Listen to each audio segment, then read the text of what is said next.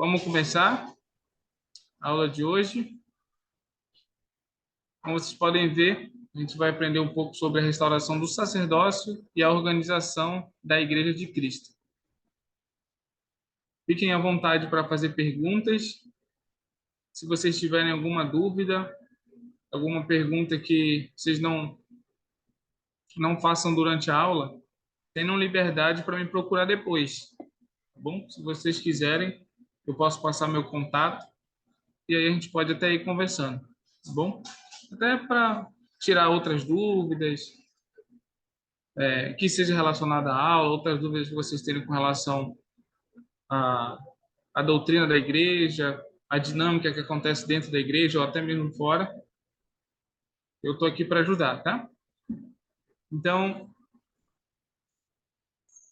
para a gente começar, eu vou pedir para a Alice, você pode fazer a primeira oração, por gentileza? Opa, posso? Ah, obrigado. Bem, muito obrigado, Alice.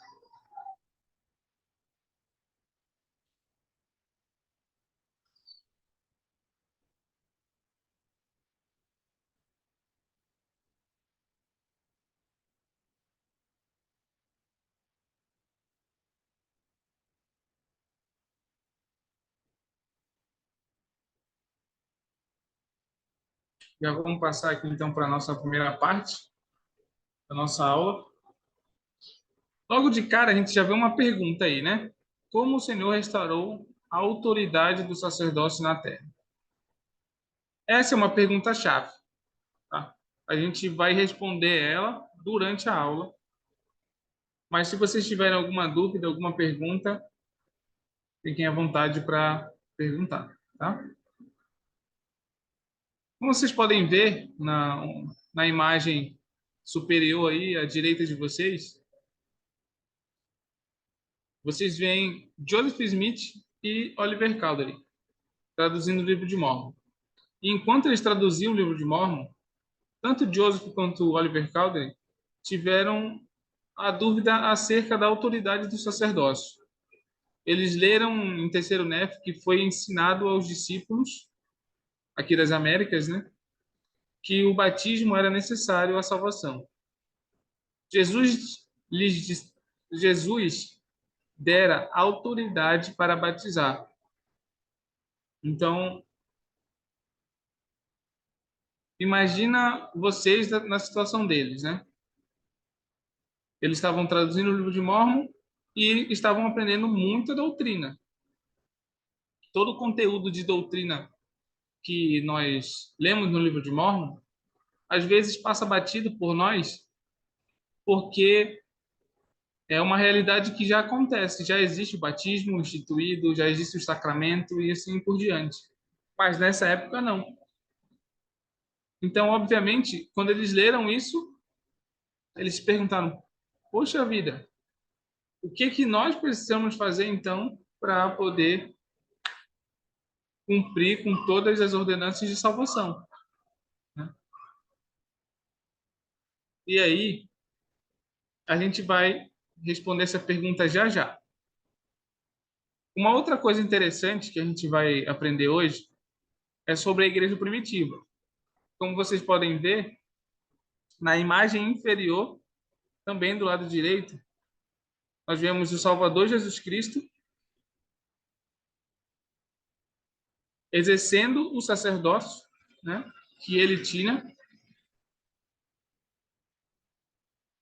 com os apóstolos. Então, ele estava fazendo uma ordenança aí, e a gente sabe muito bem como é que se faz ordenanças, né? Põe a mão sobre a cabeça de alguém e ali faz o chamado. E o Salvador estava fazendo isso aí com os apóstolos. Na imagem, tudo indica que esse aí é Pedro, mas é um desenho que só é uma representação, tá? E aí, o que a gente vai começar a fazer agora? A gente vai começar a entender e a responder a pergunta lá de cima: como o Senhor restaurou a autoridade do sacerdócio na terra? Essa escritura, a gente vai lá para o passado primeiro, para entender que a igreja primitiva era formada por um profeta e dois apóstolos. O profeta era o próprio Salvador Jesus Cristo e os dois apóstolos que ele chamou. Todos tinham autoridade concedida dos céus. Então, vamos começar a entender primeiro como essa autoridade aconteceu lá em Mateus 17, versículo 1 a 3. Amon, você pode ler para a gente, por favor? Pode ler os 3 versículos. 6 dias depois, Jesus levou consigo Pedro e Tiago e João, seu irmão, e os conduziu em particular em um alto monte, e transfigurou-se diante deles, e seu rosto resplandeceu como o sol, e as suas vestes se tornaram brancas como a luz. E eis que lhes apareceram Moisés e Elias, falando com ele. Beleza. Obrigado. Então aí a gente vê que o Salvador, ele foi até um monte com vamos chamar da sua presidência, da sua primeira presidência. O Salvador estava junto. Ele foi com Pedro, Tiago e João só. Não foi com todos os apóstolos. Só que chega um momento, ele se afasta um pouco deles e ele encontra nesse monte Moisés e Elias. Porque o que vai acontecer aí? Moisés vai passar as chaves da coligação de Israel para o próprio Salvador Jesus Cristo. E Elias, as chaves para tudo que for ligado na terra seja ligado nos céus, além das outras coisas. Olha que interessante. O próprio Salvador Jesus Cristo precisou que esses personagens viessem à terra para conferir as chaves do sacerdócio a ele. Então, já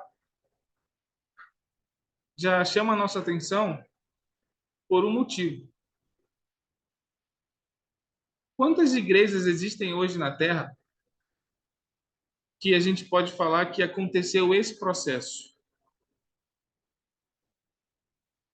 Que foi chamado um profeta, que foi chamado 12 apóstolos, e que essa autoridade foi passada por uma linhagem celestial.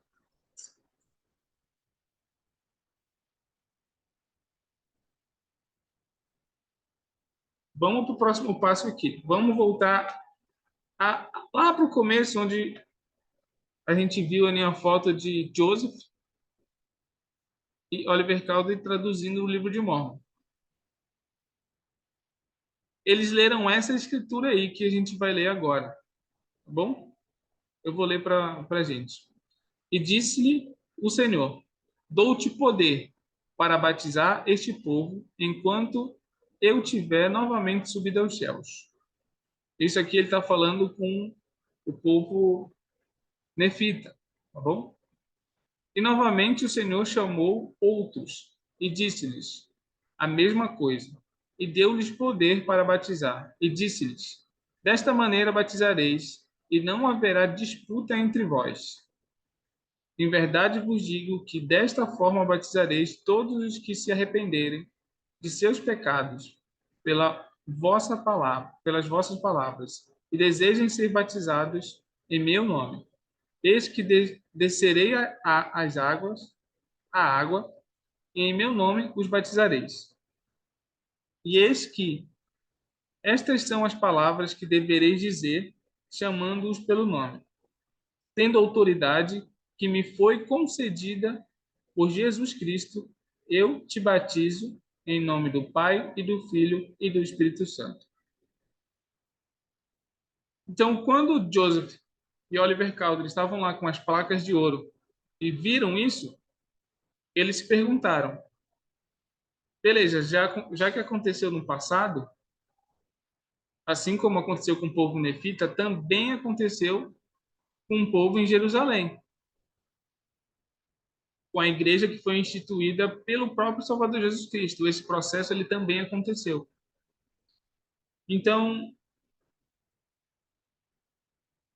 como nós vamos fazer isso? Como nós vamos solucionar esse problema? Eles se perguntaram.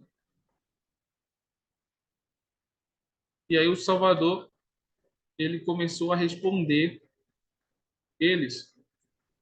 E nós vamos aqui para o próximo passo para entender o passo a passo de como as coisas foram acontecendo na igreja, tá?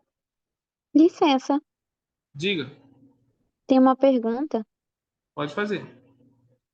Ah, o povo nefita, ele recebeu poder e autoridade de Deus para poder batizar, fazer as ordenanças, mas a gente sabe que houve o período da grande apostasia, depois que ficou por muito tempo sem o poder do sacerdócio, o poder de Deus na terra para poder fazer essas ordenanças. E esse povo nefita, eles perderam o poder porque foram mortos ou perderam dignidade? Porque a pergunta é que eu não lembro, realmente nas escrituras, se tem nas escrituras, eu não lembro. Por que não continuou o poder, do sacerdócio na terra durante o período de apostasia? Tá, a grande Depois. apostasia, ela aconteceu depois da morte de Cristo até Joseph Smith, né? Então, isso pegou do ano zero até 1920, como a gente vê aqui nessa imagem, por exemplo, da primeira visão. Quando isso aconteceu com os nefitas, essa escritura aqui, por exemplo, que o Salvador ele vai lá e visita o povo nefita, lá em Terceiro Nef, no próprio capítulo 11, nos primeiros versículos, a gente já vê é, esse acontecimento fazendo parte das escrituras, né? Então, o Salvador vai, visita esse povo e começa a instituir a sua igreja com eles. Eu falei em algumas aulas anteriores que os apóstolos eles só existiam na os apóstolos do que o próprio Salvador instituiu, que eram os apóstolos da Bíblia. Aqui, se a gente for ver, em todo o livro de Mórmon não se chama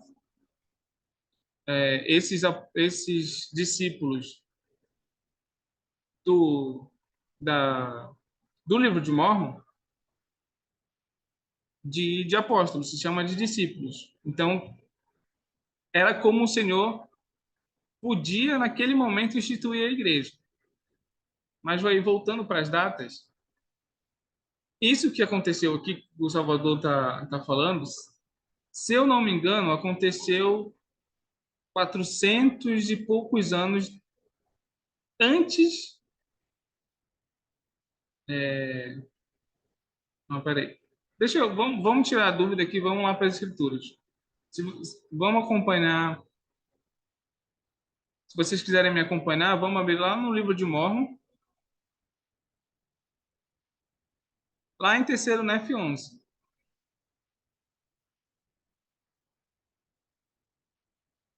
No capítulo 1,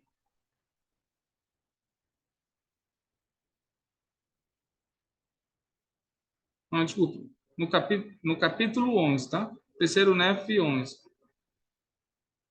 No versículo 1.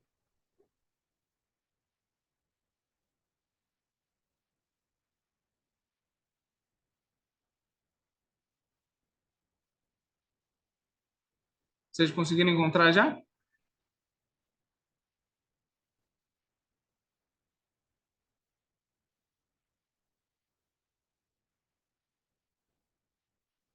Eu vou começar lendo aqui, tá? Terceiro Nef 11. Vou ler a introdução primeiro. O Pai dá testemunho do Filho amado.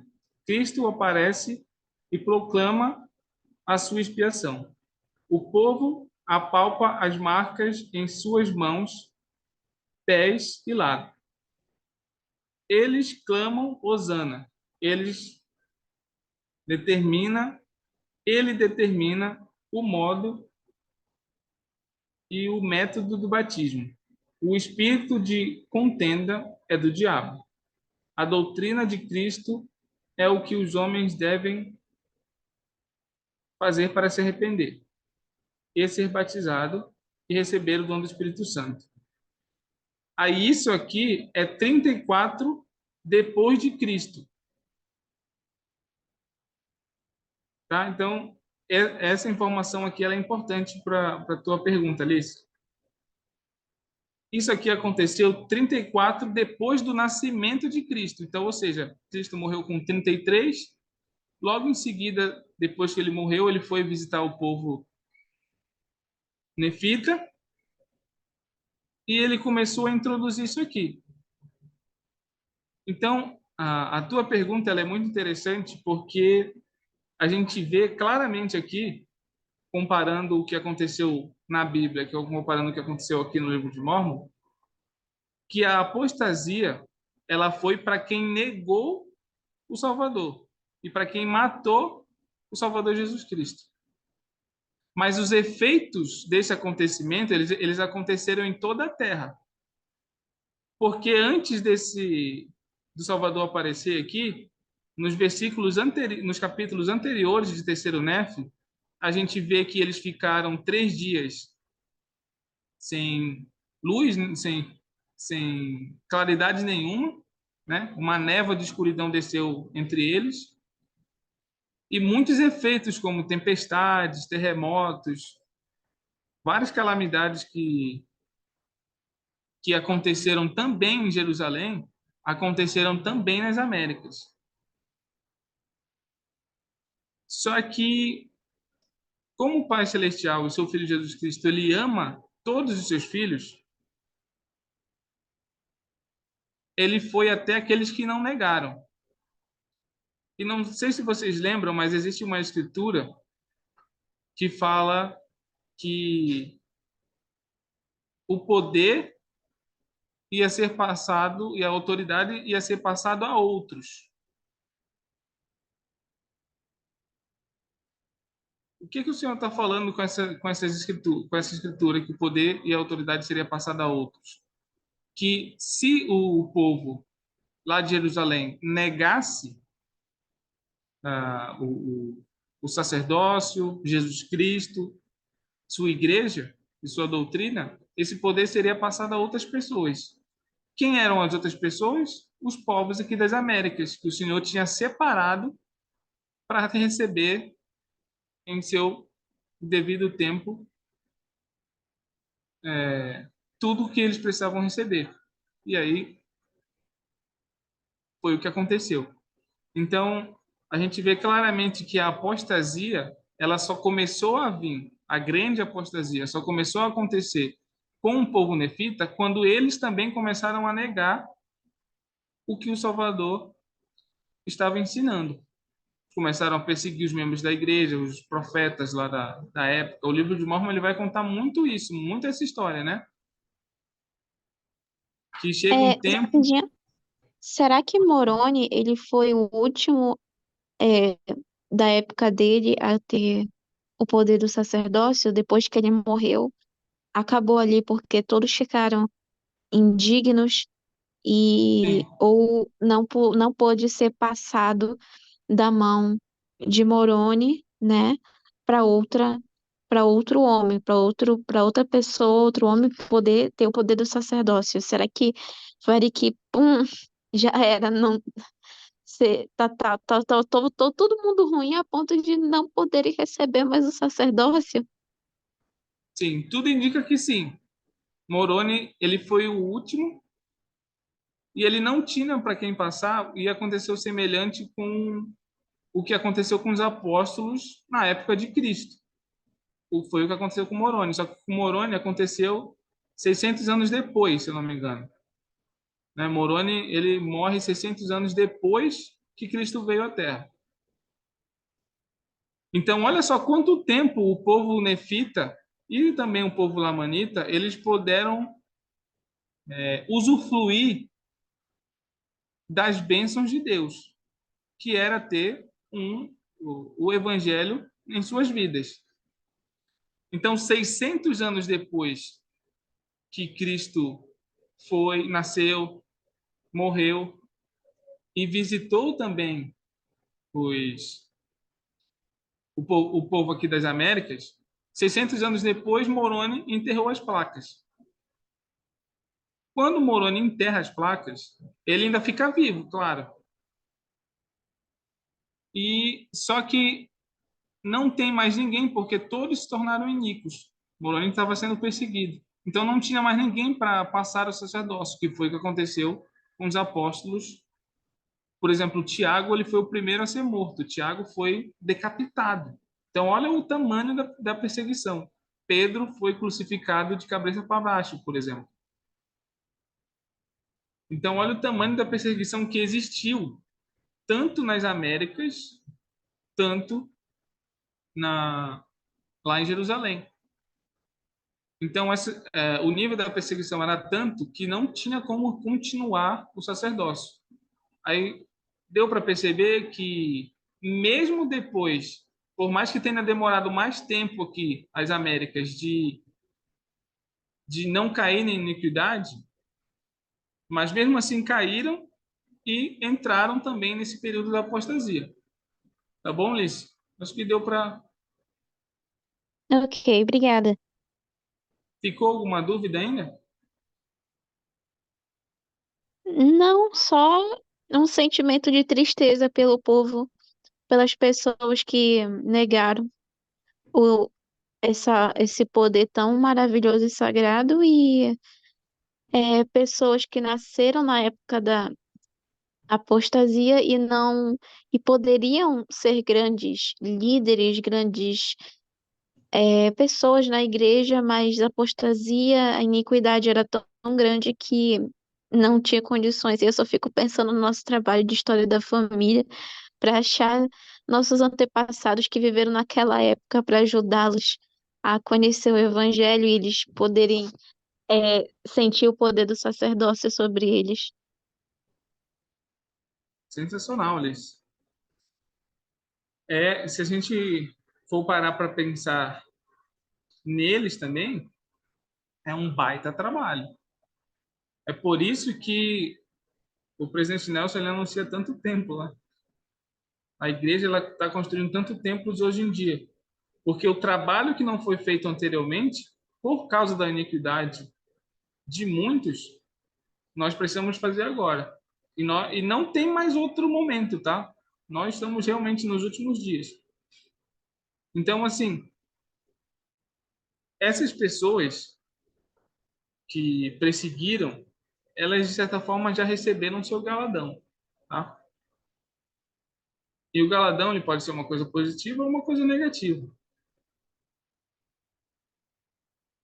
Então, assim, todas as pessoas, não eram todas as pessoas que morreram nessa época negaram Cristo, claro, né?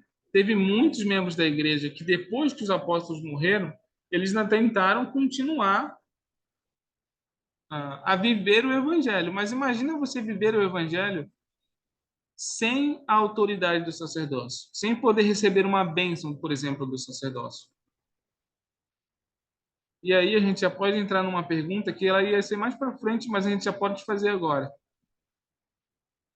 Como vocês se sentiriam se vocês estivessem no lugar dessas pessoas que depois que os apóstolos morreram, ficaram sem o sacerdócio e o poder do sacerdócio na terra? Como vocês se sentiriam se isso acontecesse hoje?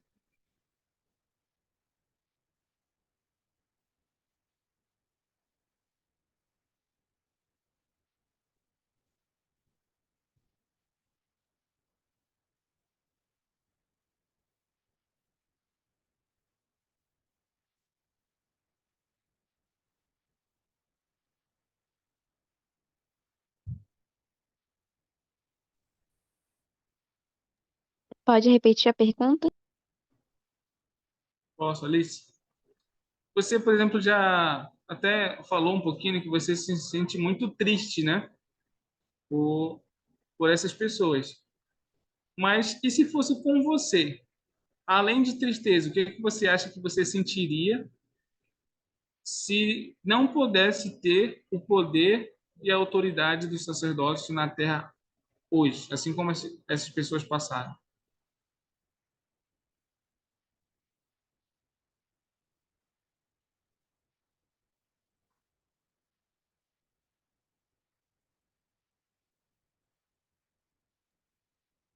Se ninguém vai responder, eu respondo.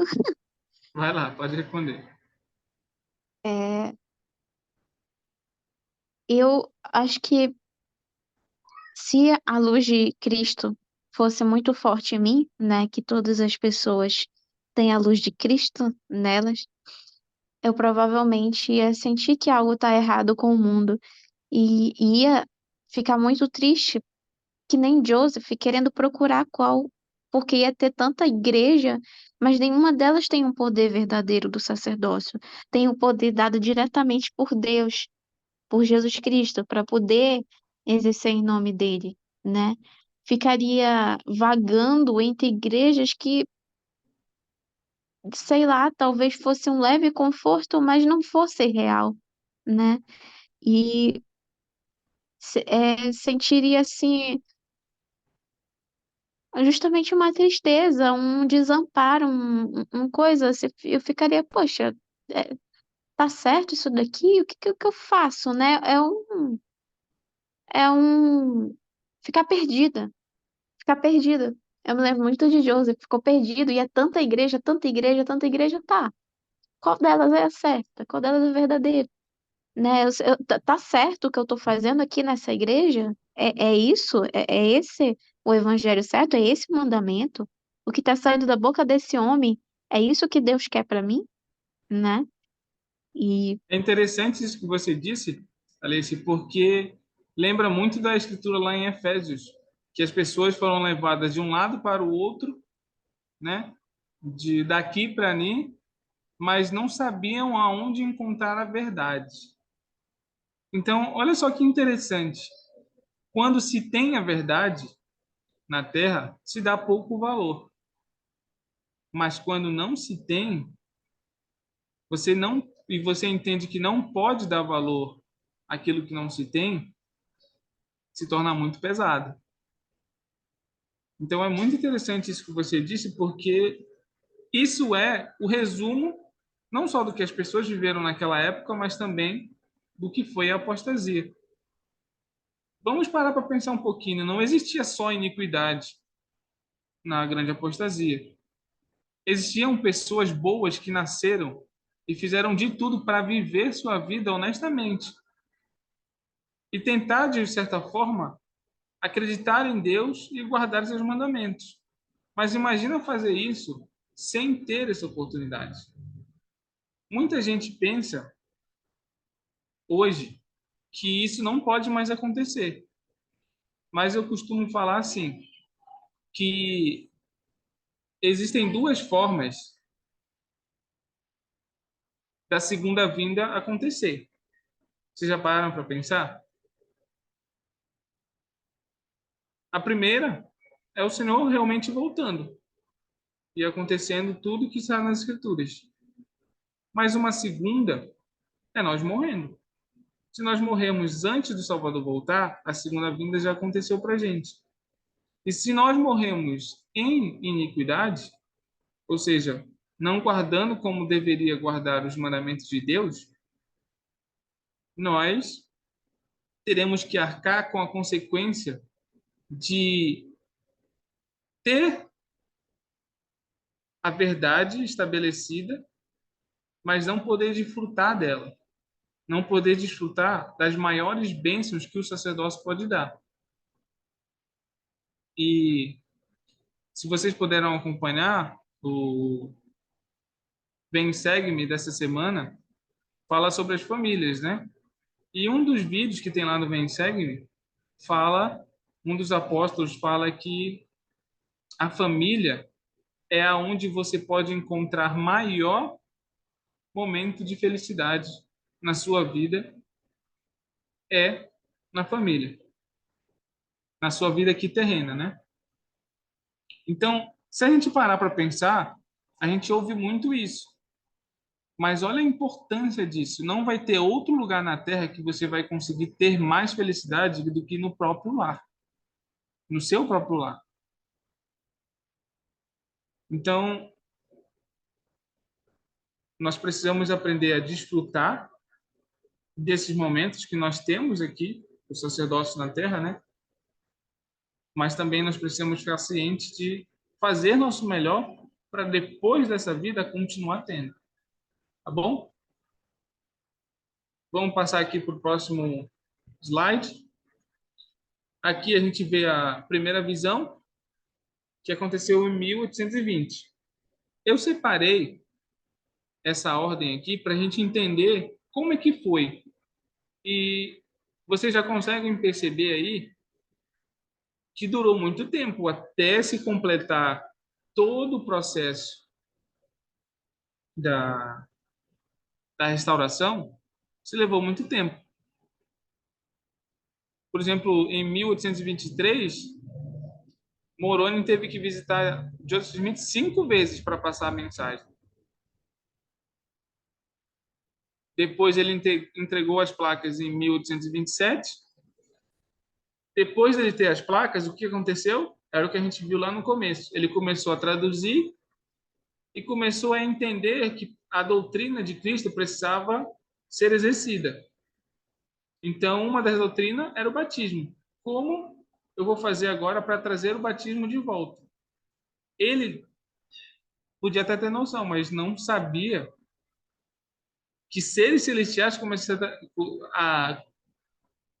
que existiam no Velho Testamento que voltariam para visitá-lo. O primeiro foi João Batista, em 1820, lá em abril de 1820. João Batista volta e confere o sacerdócio arônico a Joseph Smith e Oliver Cowdery. Logo depois, o que acontece? Eles vão e se batizam. E aí acontece uma coisa interessante, né? Um batiza o outro. Eu não lembro a ordem agora, mas se alguém souber aí, me corrija.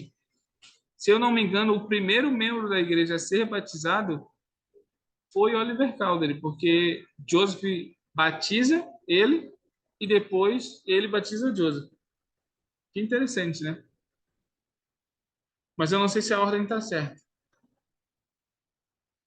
E aí, logo depois, quando eu falo logo depois, também em 1829, Pedro, Tiago e João, que estavam com Jesus lá no monte e que viram Moisés, viram Elias, viram todas as pessoas que passaram ali,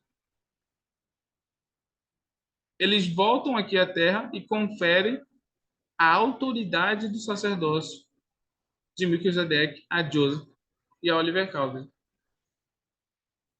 Isso acontecendo, eles têm o sacerdócio de volta à terra, o sacerdócio completo, tanto arônico quanto de Melquisedeque. E aí, Qual é a então, a diferença igreja... dos dois? Como? Qual é a diferença dos dois e o nível de poder dos dois? Tipo assim, qual é o nível de autoridade que cada tipo de sacerdócio dá a eles?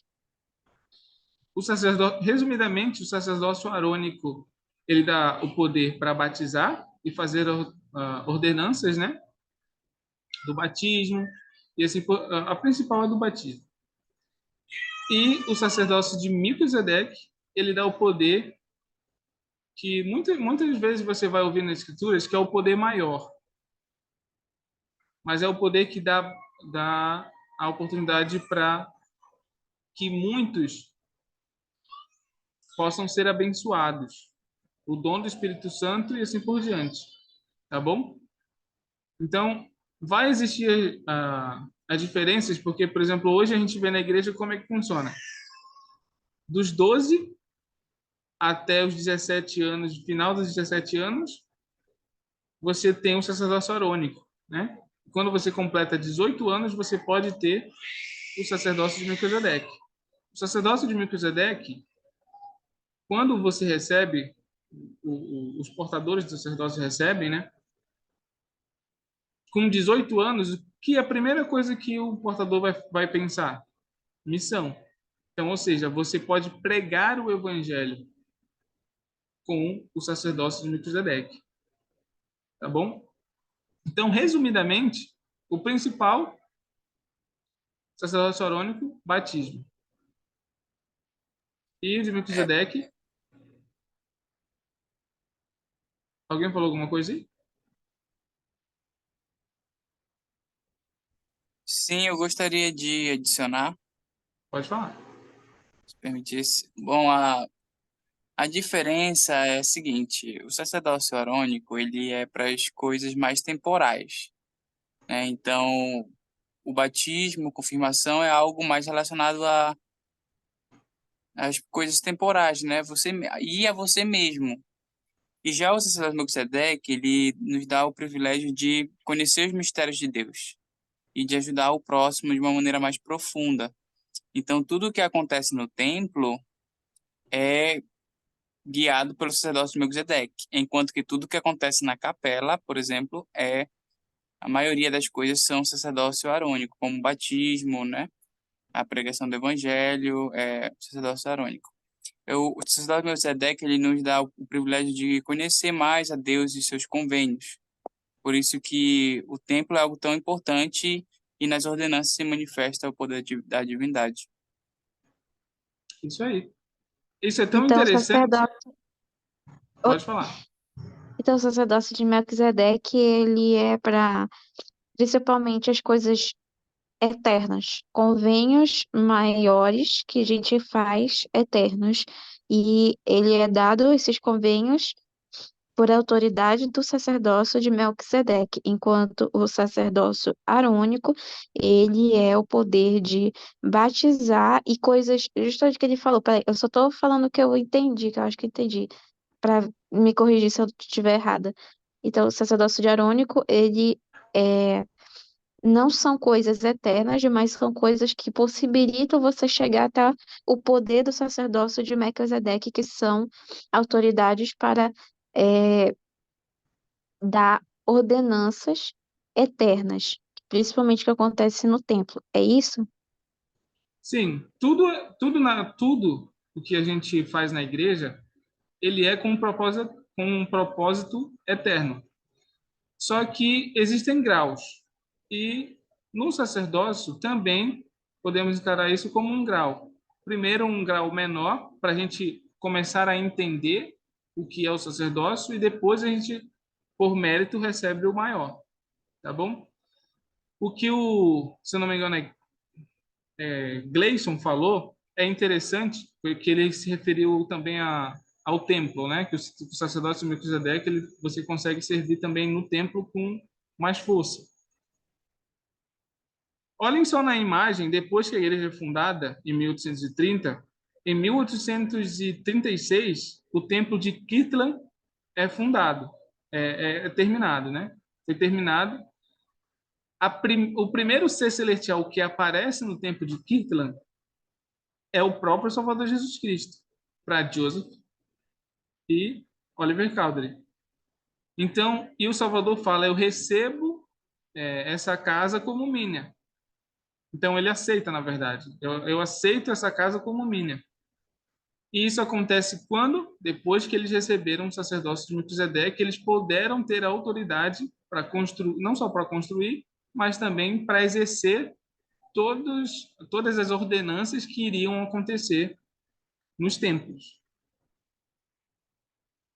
Só que aí o Salvador recebe, em 1830, em 1836 também aparece Moisés. Olha só que interessante, a gente viu lá Moisés aparecendo para Jesus Cristo, porque Moisés ele retém a chave da, da coligação de Israel. Então, ele vai passar essas chaves para Joseph. E é o que acontece. Logo depois, também no mesmo ano, Elias, que também tinha aparecido para o Salvador, volta à Terra, e aqui se cumpre uma coisa muito interessante, tá? Ele traz o poder selador à Terra, o poder de unir o coração dos filhos aos pais e dar a oportunidade dos pais das famílias serem eternas novamente. Então, de 1820, da primeira visão, se levou aí um tempão até os poderes serem restabelecidos na Terra. Existe também aí um processo de purificação da terra e purificação dos filhos de Deus, para entenderem o que está acontecendo com o poder e o que precisa ser feito, como precisa ser respeitado o poder do sacerdócio na terra. Deu para entender essa parte aí? Alguém tem alguma pergunta?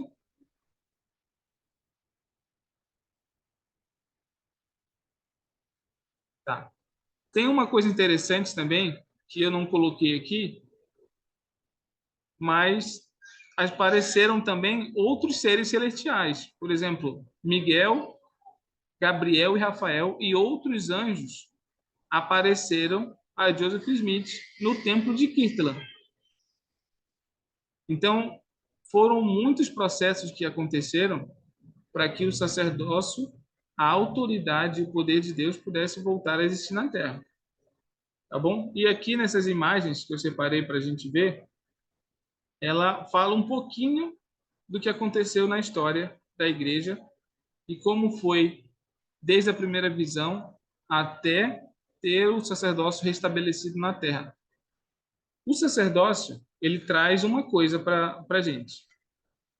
Ele traz as bênçãos do sacerdócio. As bênçãos do sacerdócio, eles são as ordenanças.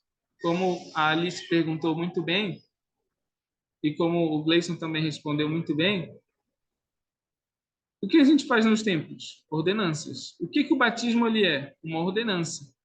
Então, o que o Pai Celestial ele queria para nós?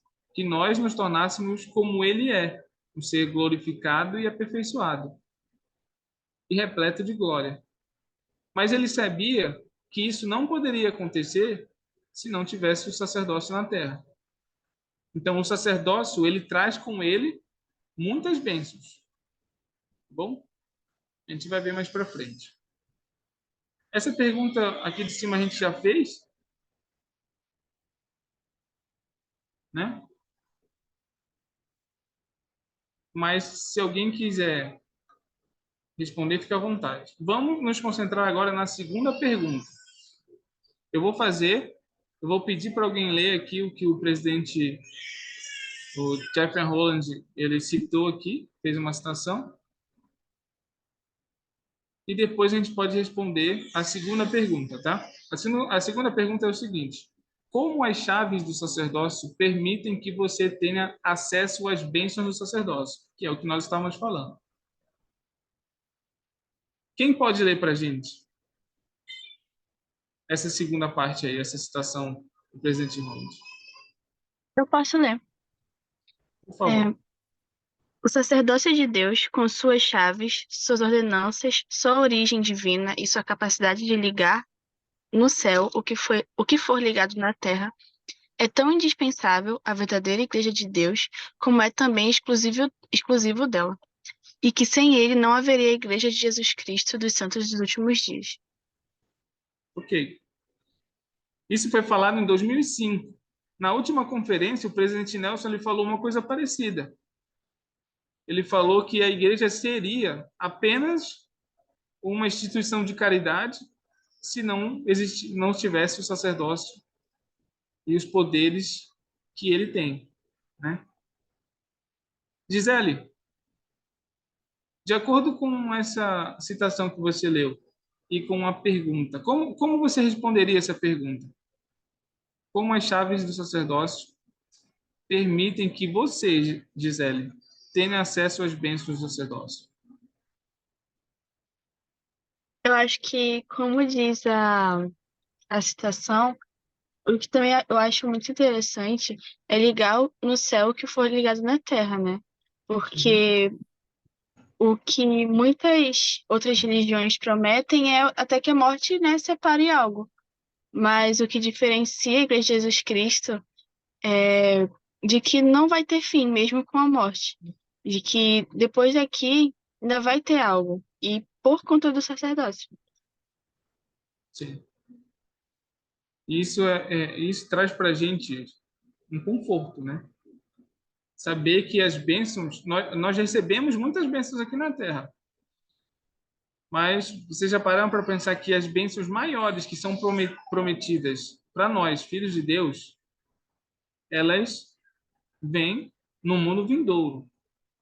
O Senhor promete e Ele quer que nós nos tornemos semelhante a Ele, tenha todas as bênçãos que Ele tem. Então, Deus é o quê? Um Deus. Ele quer que nós nos tornemos o quê? Deuses, assim como Ele é. Seus filhos, vamos continuar sendo seus filhos. Mas nós vamos ter muitas bênçãos, bênçãos inimagináveis. Por enquanto, a gente não consegue imaginar como seria criar mundos, por exemplo. Aprender todo esse processo. O Pai Celestial fala que isso é possível se nós guardarmos os seus mandamentos aqui na Terra. Ou seja, guardar o mandamento comparado às bênçãos que nós vamos receber é muito mais é insignificante. Na foto que vocês veem aí à direita, vocês podem ver uma representação do batismo de Joseph e de Oliver Calder. Para a gente pegar e ganhar ainda mais conteúdo do que a gente está aprendendo aqui agora e do que já foi falado, o Elder Bednar, ele fala algumas coisas bem interessantes. Eu reparti em duas partes porque eu quero que a gente leia primeiro uma parte e depois a outra, tá bom? Eu vou começar lendo aqui esse primeiro trecho. As ordenanças do sacerdócio abrem caminho e proporcionam acesso ao poder da divindade. Vamos começar a entender o que é o poder da divindade agora, tá? Quem pode ler para a gente essa segunda parte? A mente. Eu posso ler a mente, né? Isso, por favor. Mas eu vou até Pode até mais, Ani, até muito mais. Tá. Lá no final. A mente e os idiomas mortais do ser humano não conseguem definir com precisão ou adequadamente o significado da expressão escriturística, poder da divindade. Mas a plenitude das bênçãos da expiação, redenção dos pecados, forças para fazer o bem e nos tornar bons, o dom espiritual da paz pessoal, os poderes e as habilidades que nos ajudam a enfrentar decepções, injustiça, improbidade, desigualdade e muito mais. Isso aí. Então, resumidamente, essa primeira parte, o presidente David Abedna, ele joga a gente num lugar de humildade, né? Nós precisamos ser humildes porque necessitamos do poder da divindade para nos salvar aqui dessa terra. Mas esse poder, ele também nos permite outras coisas, além da salvação. Ele nos permite a plenitude das bênçãos da expiação. Tá bom? Então, eu acho que foi a Stephanie que leu, né? Stephanie. Pode continuar lendo para a gente, por favor, a segunda parte?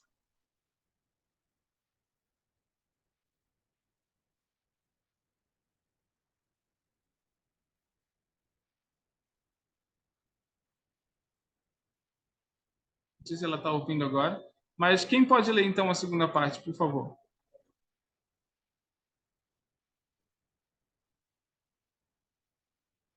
Um voluntário.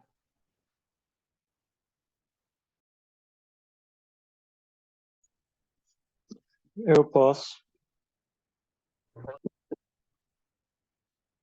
A segunda parte, é?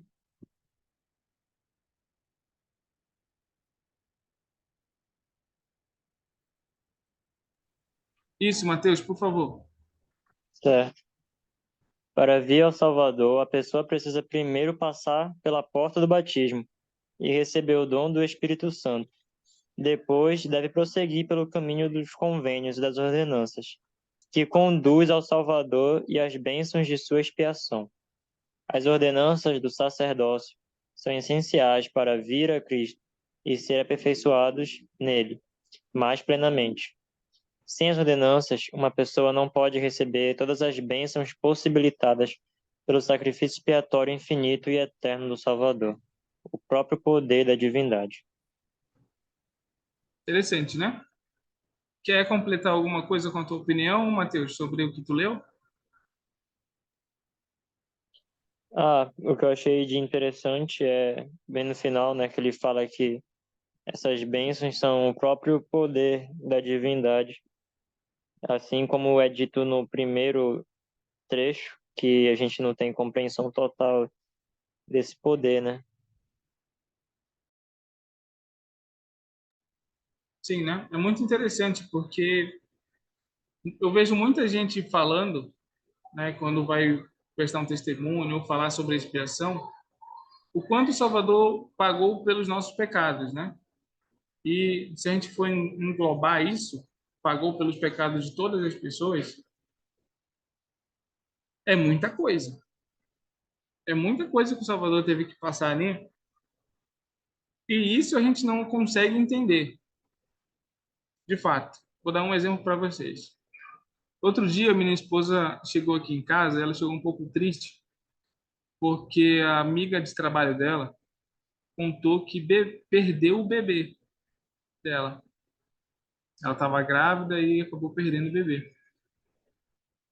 E depois a gente ficou conversando e eu fiquei refletindo o seguinte: eu tenho duas filhinhas. Para mim é impensável ficar sem uma delas na minha vida. E aí eu pensei assim, poxa vida, eu não consigo estar no lugar dela. Eu nunca vou poder chegar para ela e falar, eu entendo o que você está passando. Porque esse é um lugar que só ela consegue estar pelo que ela passou. Então, a expiação do Salvador Jesus Cristo, ela consegue chegar em todos os lugares aonde nós não conseguimos chegar. Por isso que a gente não consegue entender, porque a gente não consegue estar em determinados lugares, em determinados momentos que as pessoas estão passando. Por mais que a gente veja, que a gente leia, que a gente busque aprender, mas sentir e passar o que o outro sente, só o Salvador fez isso. A gente tem um papel importante aí, o papel de consolar, o papel de ensinar, de trazer conforto. Mas a gente precisa sempre direcionar as pessoas que estão sofrendo ou passando por uma necessidade, lembrar da expiação do Salvador Jesus Cristo. Então, não tenham dúvidas. Quando vocês verem uma pessoa passando por necessidade, espiritual principalmente, ou qualquer tipo de necessidade, falem sobre a expiação para essas pessoas. Falem sobre Cristo para essa pessoa. Lembrem das histórias que Cristo passou para conseguir entender tudo que ele entende hoje de nós. Tá bom? Então, a expiação, ela tem uma coisa muito interessante. Ela tem... Deixa eu ver se eu lembro de uma palavra aqui.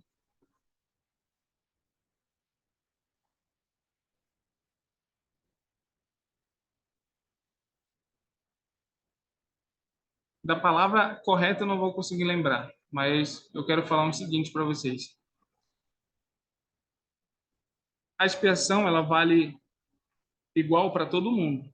Todos podem experimentar a expiação. E todos nós necessitamos do poder da divindade para sermos salvos, tá?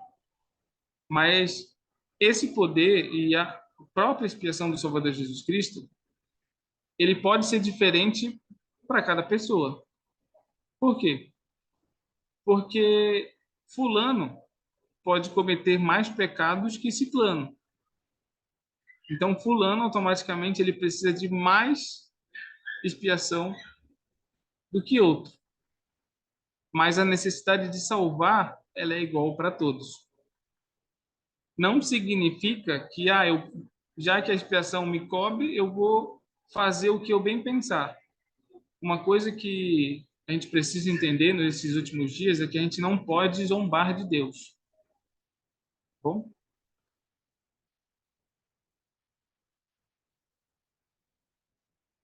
Esse aqui é um resumo das bênçãos. Como vocês podem ver, nós temos um passo a passo aí. Batismo, as bênçãos, de receber o dom do Espírito Santo, as bênçãos do sacerdócio, de dar, de receber essas bênçãos, bênçãos de saúde, por exemplo. As investiduras, aí a gente já está falando, como a gente aprendeu na aula de hoje, sobre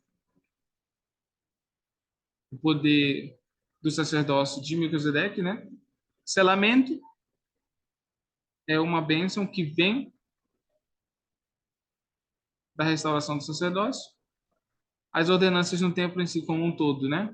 O batismo vicário, o próprio selamento e assim por diante, são coisas que Joseph Smith recebeu lá atrás que nós temos a oportunidade de usufruir hoje em dia.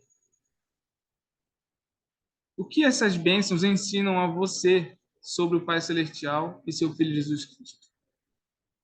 Quem pode responder essa pergunta? O que essas bênçãos que estão enumeradas aí em cima fala sobre o Pai Celestial para vocês e seu Filho Jesus Cristo?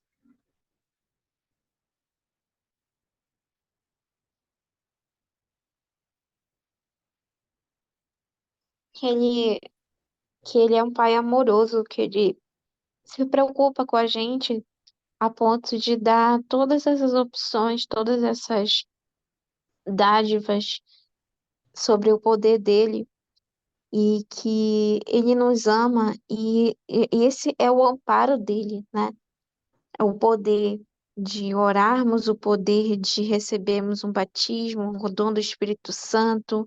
É, nós mulheres podemos ver, poder usufruir de homens portadores do sacerdócio e os homens receberem o poder do sacerdócio, para poder justamente ter mais, é, usufruir mais dessas bênçãos maravilhosas, que Ele quer que a gente volte à presença dele, por isso que Ele nos dá meios e que é tudo organizado, tudo certinho, que não é uma coisa qualquer, não é uma coisa leviana, que devemos tratar com leviandade e, e espera que a gente possa usar desses meios que Ele deu, né?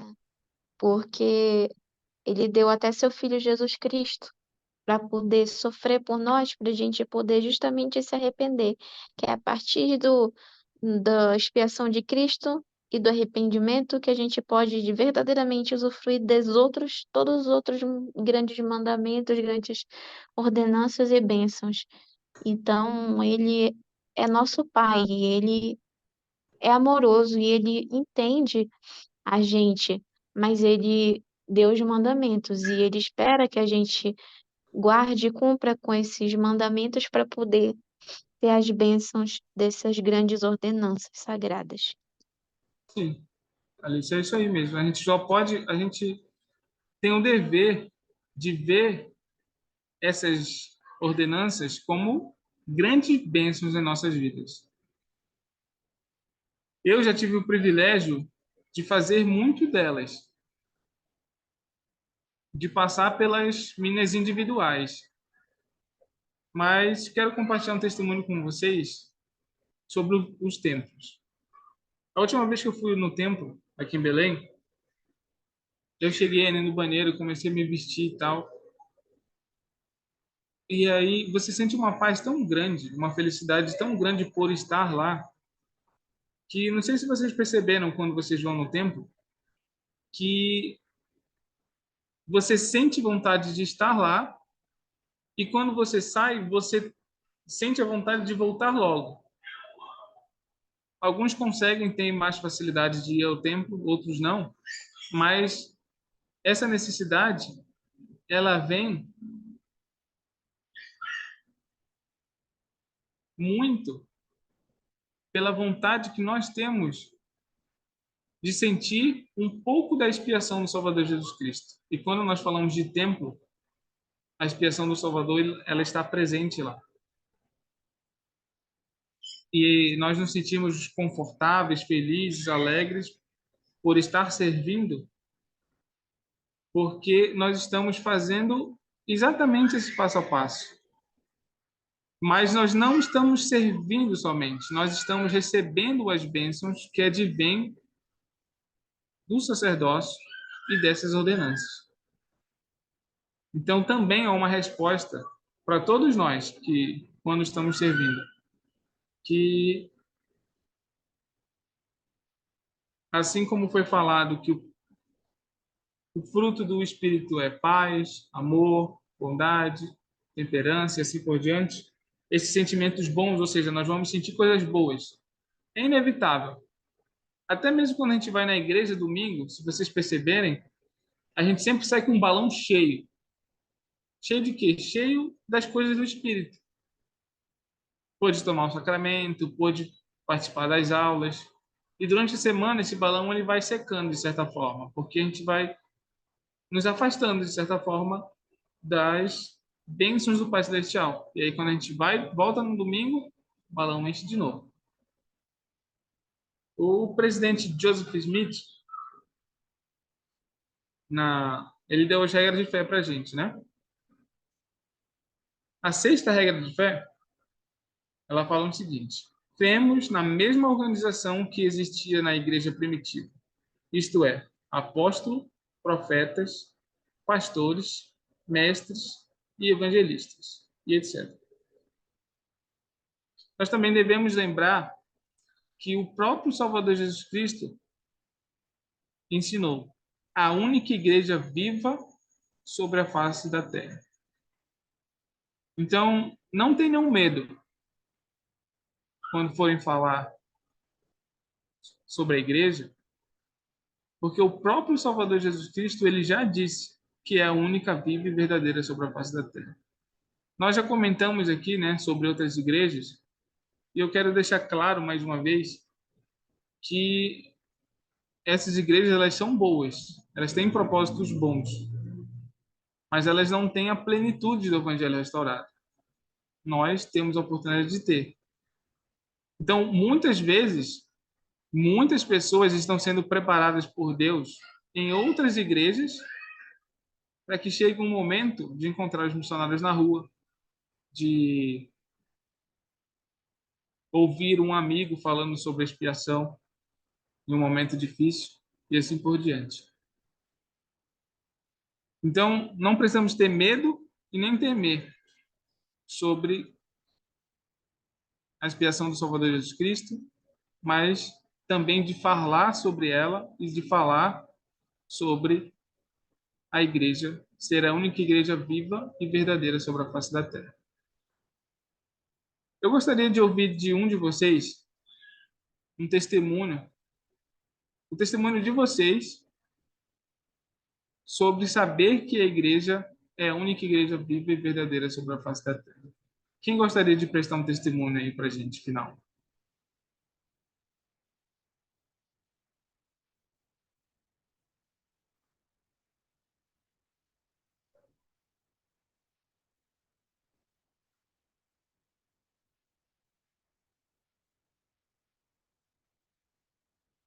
Eu posso falar? Pode falar, Shirley. Bom, eu nasci, né, em outra igreja. Só faz um ano que eu sou batizada na Igreja de Jesus Cristo.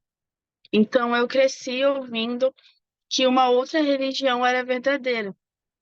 Tanto que quando eu era moça, eu não me batizei, né? Eu conheci a igreja enquanto eu ainda era moça, mas acabei não me batizando por conta dos meus pais e por ter muitas dúvidas ainda. Mas o meu testemunho, ele se baseia na resposta que eu tive. Eu tive uma resposta muito forte, mas muito singela do Pai Celestial, de que a igreja era verdadeira e que eu ia ser muito abençoada. E hoje, a cada vez que eu aprendo mais sobre a igreja, sobre as bênçãos que eu encontrei nela, eu tenho a certeza de que é a igreja verdadeira, né? Não foi só no momento em que eu tive a resposta para me batizar, mas a cada momento que eu aprendo algo novo, é, é uma confirmação a mais para mim. E eu posso ter esse testemunho várias vezes, né? Fortalecer, na verdade, esse testemunho várias vezes. E hoje eu tenho a certeza de que a Igreja de Jesus Cristo é verdadeira e de que ela tem a sua exclusividade, né? Para que nós possamos ter bênçãos eternas. E esse testemunho que eu deixo em nome de Jesus Cristo, amém. Amém. Muito obrigado, Shirley. É um testemunho muito Vitor, eu valioso. gostaria de prestar um testemunho também. Posso? Vai lá, João. Pode sim. Beleza. Bom, meu testemunho ele se baseia através do livro de Mórmon. Eu estava na escola, né? E meu amigo, agora tipo praticamente é meu irmão, o Alessandro, ele me falou bastante referente ao Evangelho, quando eu tinha 12 anos. E eu sabia que eu precisava de arrependimento, mas eu não sabia onde encontrar. Então, os missionários eles foram lá em casa, eles começaram a falar sobre a restauração do Evangelho e que o poder da oração ele era muito forte e que a gente poderia ter uma resposta, assim como o Joseph Smith ele teve. Eu falei, bom, para ver, né? Eles me convidaram a fazer uma oração e eu fiz a oração, beleza, eu gostei. Aí eu comecei a ler o livro de Mórmon e na introdução estava dizendo que logo nos dois últimos, nos dois finais, parágrafos, estava dizendo que a gente poderia saber através dessas coisas por meio de uma oração. E não tá ali para convencer a gente de que aquilo é verdade, mas para a gente ter realmente uma resposta do nosso próprio coração. Então, quando eu li aquilo, tipo, eu fiquei, caramba, nossa, e que interessante, né? Esse livro não está tentando impor nada na minha mente. Ele quer saber por mim mesmo, ele quer que eu saiba por mim mesmo de que o evangelho realmente é verdadeiro. Então, comecei a ler o livro de Mormon, peguei escrituras incríveis em Nefe, que também fortaleceram esse desejo no meu coração, e eu acabei me batizando por conta do livro de Mormon. O livro de Mormon ele foi o grande missionário. Eu não me batizei pelo Elder Tal, pela Alessandra, eu me batizei porque eu tive um testemunho do livro de Mormon. Eu soube que Jesus Cristo, ele veio aqui nas Américas, ele fez grandes milagres, assim como ele fez no Ocidente, ele fez aqui também. E eu achei isso incrível, saber que Deus, ele ama todos os seus filhos. A Bíblia, eu tinha tipo uma visão limitada, e o livro de Mormon, ele trouxe ampliou, né, meu conhecimento. Então, o Salvador Jesus Cristo, como você falou, realmente ele é tudo. Quando a gente está passando por um momento de dificuldade, se a gente lembrar do Salvador, nos momentos em que eu passo por dificuldades, eu sempre, nossa, Salvador, ele pagou esse preço por mim. E você até disse, né, que a gente não deve dar conselho, essas coisas que a gente tem que falar, né, do Salvador para as pessoas, o sacrifício que ele fez por elas. Isso realmente é real. E eu sei que o livro de Mormon realmente é verdadeiro, que o Salvador Jesus Cristo, ele nos ama e tem um amor perfeito por cada um de nós. E esse é meu testemunho em nome de Jesus Cristo também. Amém. Muito obrigado, João. Alguém mais gostaria de prestar um testemunho? Falar um pouquinho sobre a sua experiência?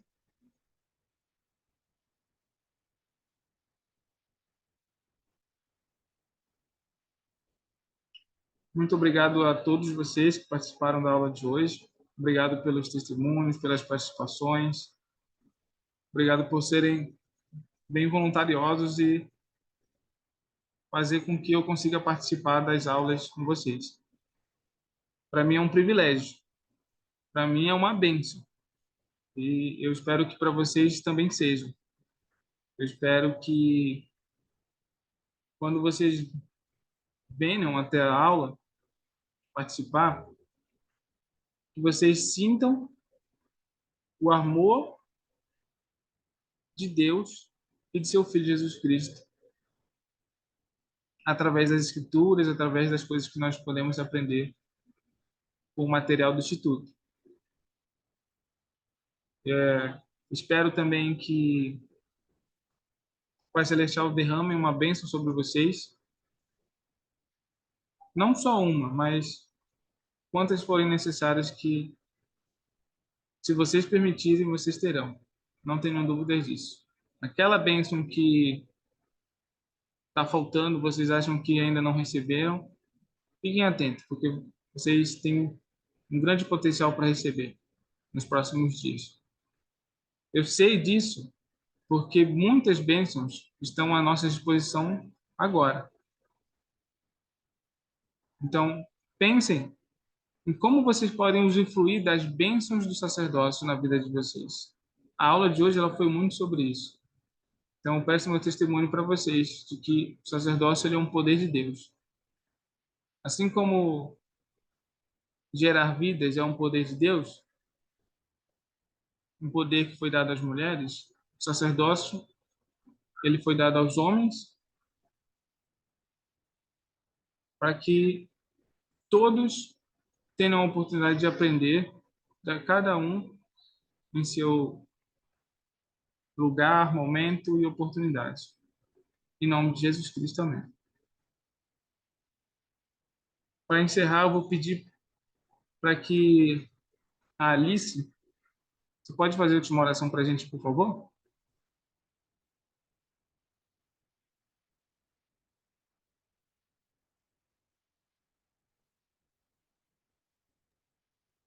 Me chamou? Isso, você pode fazer a última oração para a gente, por favor? Eu fiz a primeira oração. Ah, é verdade. Olha só. Então, quem pode ser um voluntário para fazer a Eu última posso oração? fazer. Vai lá, então, João, por favor. Tá, ok, licença. Querido amado Deus, obrigado, Senhor, por esse momento que tivemos, pela oportunidade de aprender. Amém.